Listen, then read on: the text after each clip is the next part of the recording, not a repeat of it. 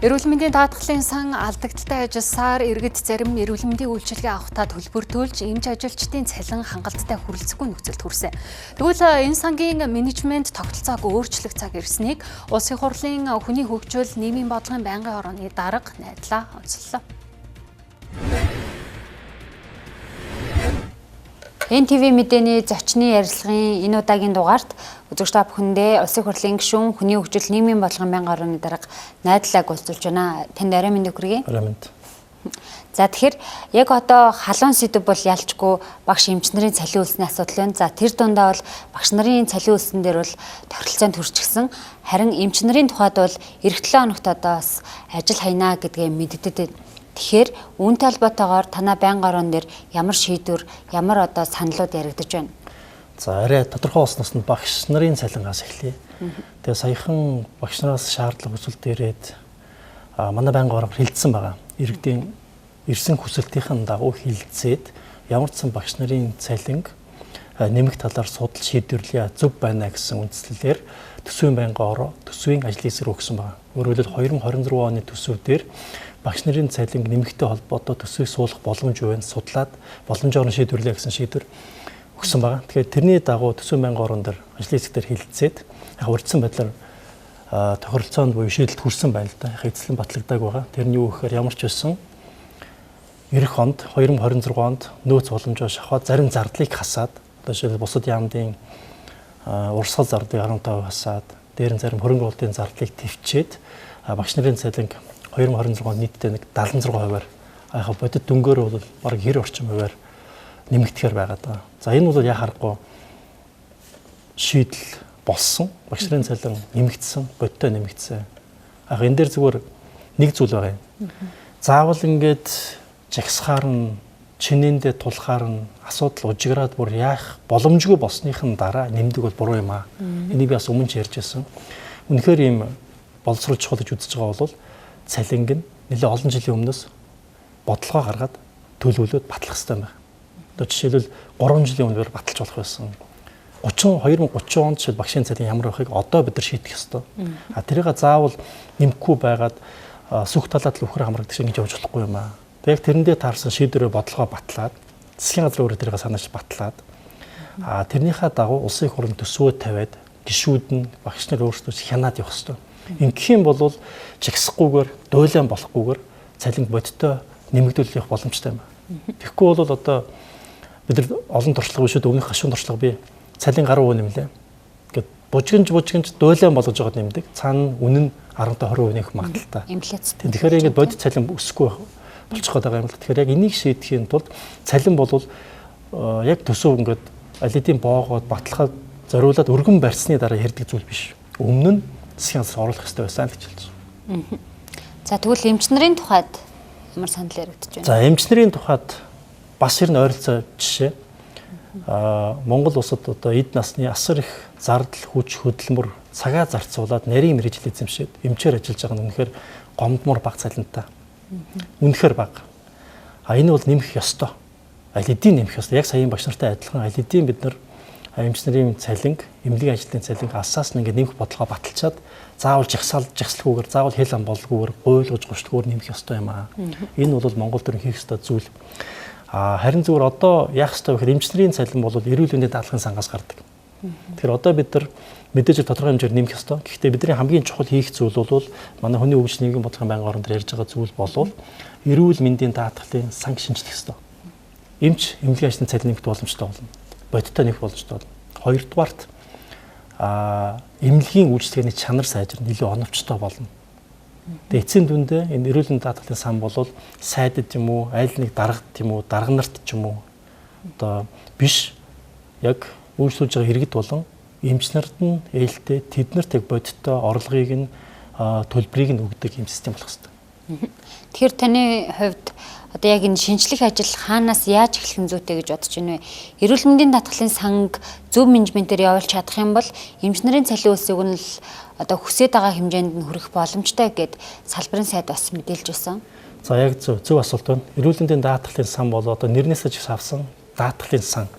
Энэ бол зүгээр л байж байгаа үрдэг мөнгө биш.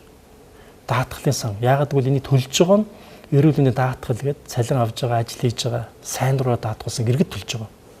А эргээд энийг үр ашигтай хамгийн оновчтойгоор хүртээмжтэй зарцуулах ёстой. Тэр дотор эмч эмнэлгийн ажлын цалинд бас нэмжих ёстой. Энийг нэг хэдэн зүйл байгаа. Хамгийн түрүүнд бие даалгах ёстой. Одоо бол эрүүл мэндийн даатгалын сан нэртэй боловч эрүүл мэндийн сайдын удирдлага дор байдаг. Эрүүл мэндийн сайд өөрөө удирдаад өөрөө нэхэмжлэгээ гаргаад одоо эрүүл мэндийн үйлчлэгийн нэхэмжлэгийг гаргаад өөрөө үйлчлэгийг үзүүлээд өөрөө өөртөө үйлчлдэг нэг юм яг хуучнараа сан нэртэй болж хуучнараа байгаа. Тэр энийг эрүүл мэндийн даатгалын санг улс төрчдөөс дарга нараас яг төрийн албаас явуулж ажиллавал сайдаас хараад тусалах хэрэгтэй байна. Яг жинхэнэ шимтгэлээ хурааж авдаг, оновчтой бүтэцгэн байгуулалт хийдэг. Эмнэлгүүд нь яг дагаад бас яг адилхан менежмент өөрсдөө хийдэг.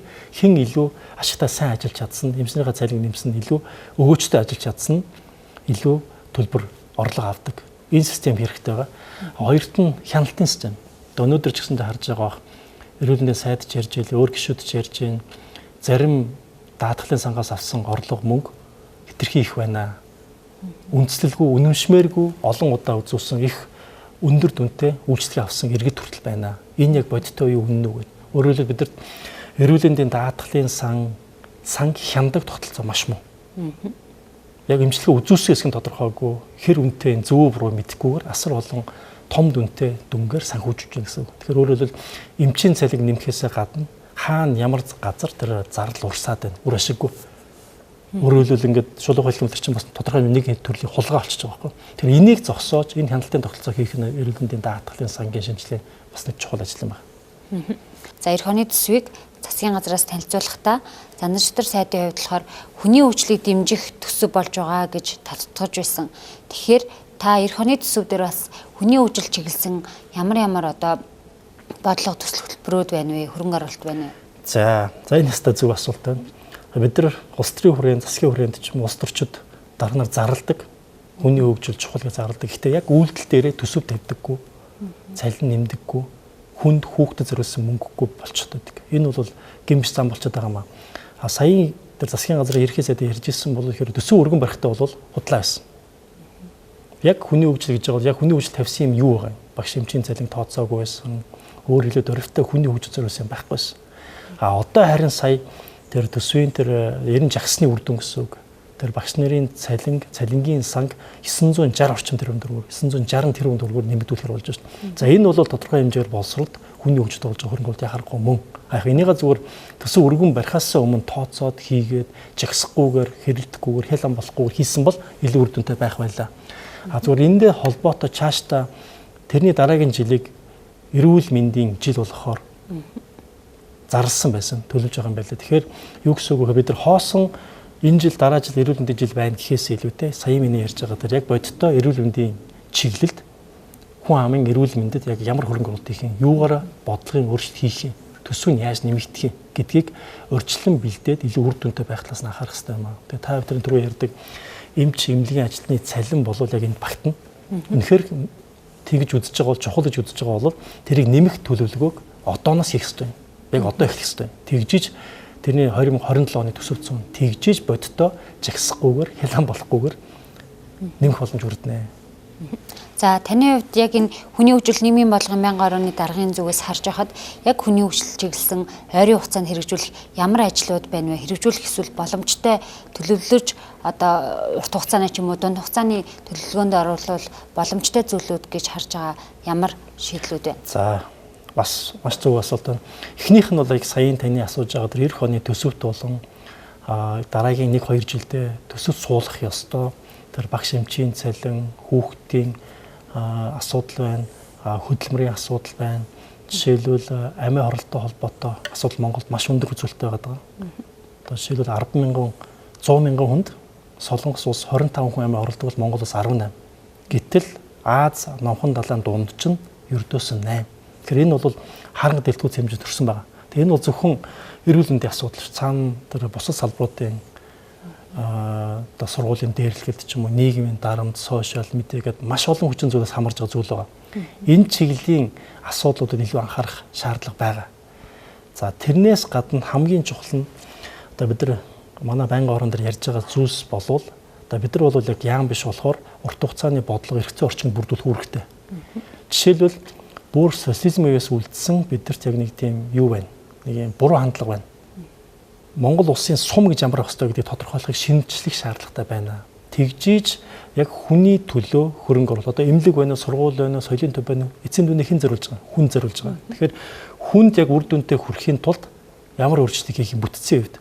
Тэгэхээр тэр бүтцийн өөрчлөлтийг хийхгүй болвол бид нар яг 1989 оны бүтцээрээ 2025 оны төсвийг яриад байгаа болохоор нөгөө шүүмжлэл гараад байгаа. Жишээ соёлын төвгөд үнэ хэрэгтэй боловч загвар нь хучирсан байж болно. Тэгэхгүй болвол Монгол улсад нэг юм ажиглаад байна л да.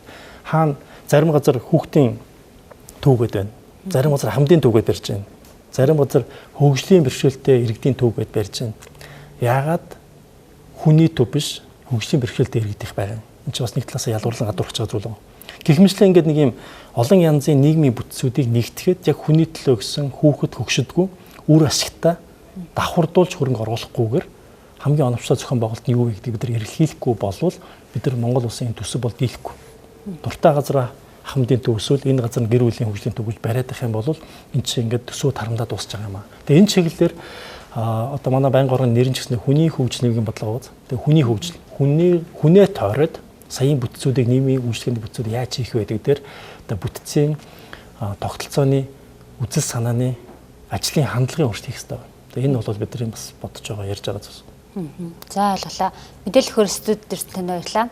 Баярлалаа.